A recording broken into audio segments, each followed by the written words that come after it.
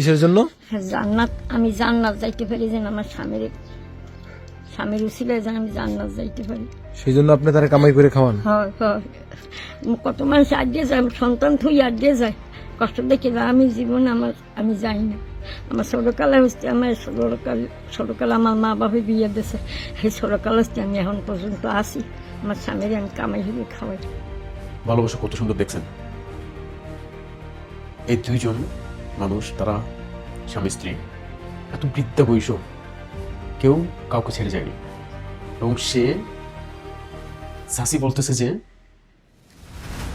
তার স্বামীর সেবা করতেছে শুধুমাত্র জান্নাত পাওয়ার জন্য। ছোটবেলা থেকে বিয়ে করছে, অনেক মেয়ে তো বাচ্চা কাচ্চা পর্যন্ত ছেড়ে চলে যায়, কিন্তু আমি যাইনি। আমি আল্লাহর কাছ থেকে জান্নাত পাওয়ার জন্য আমি নিজে এই বয়স ইনকাম করি, আমি আমার স্বামীকে সেবা যত্ন করতেছি। চিন্তা করা যায় কত নিখুঁত, পিওর, অথেন্টিক ভালোবাসা থাকলে এই কাজটা করা যায়। আসলে জীবন অনেক সুন্দর। তাদের কাছে কিন্তু আহামরি কোনো না টাকা আছে, না অট্টালিকা আছে, না আলিশান গাড়ি বাড়ি, কোনো কিছু আছে, কিচ্ছু নেই। তাদের স্বপ্ন কি? কোনোরকম দুই মুঠো দুই বেলা খেয়ে জীবনটা বাঁচিয়ে রাখতে।